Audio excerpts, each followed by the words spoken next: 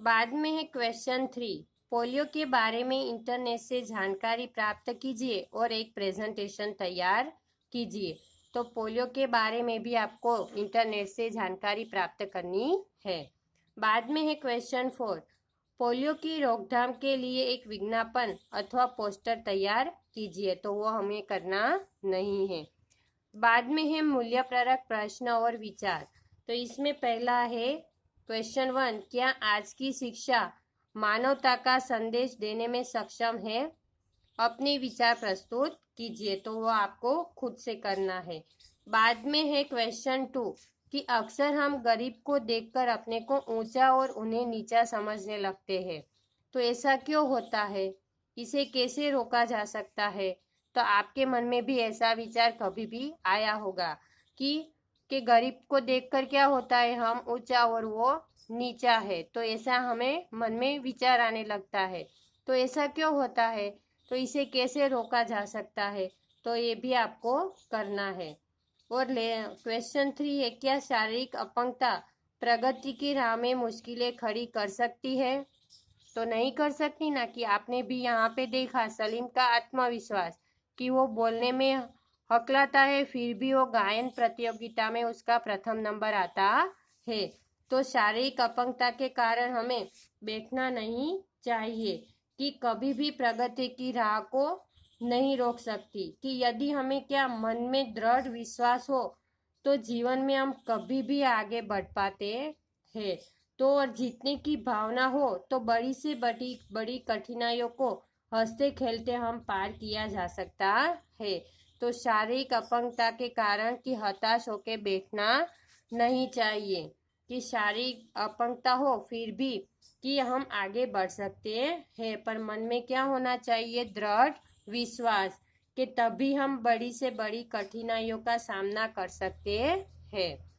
बाद में है अनमोल वचन कि एक सच्चा दोस्त उचित सलाह देता है। कि सच्चा दोस्त है वो उचित सलाह देता है, सहजता से हमारी वो मदद करता है, आसानी से जोखिम उठाता है, सब कुछ धैर्यपूर्वक सहता है, हिम्मत से बचाव करता है और बिना बदले दोस्ती बरकरार रखता है।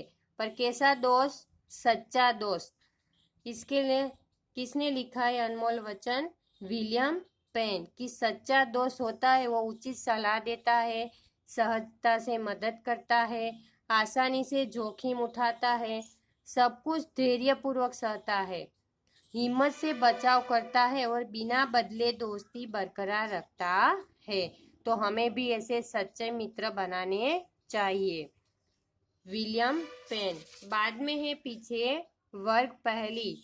संकेतों की सहायता से वर्ग पहली पूरी कीजिए। तो वो आपको होमवर्क में करना है। वर्ग पहली कि बाएं से दाएं और यहाँ से ऊपर से नीचे। बाद में है क्वेश्चन आंसर नोटबुक में हो जाने के बाद आपको एक वर्कशीट लिखनी है।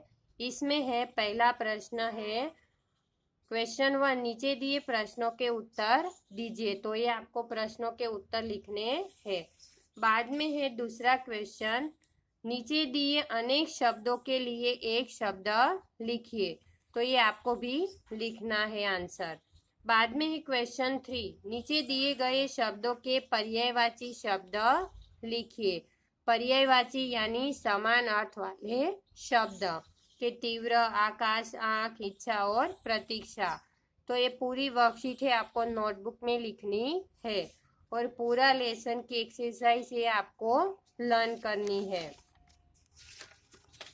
तो यहाँ पे पाठ की बाद में मौखिक, लिखित और बहुविकल्पिक कि यहाँ तक आपको नोटबुक में लिखना है और बाद में वर्कशीट है आपको बाद में लिखनी है। Thank you.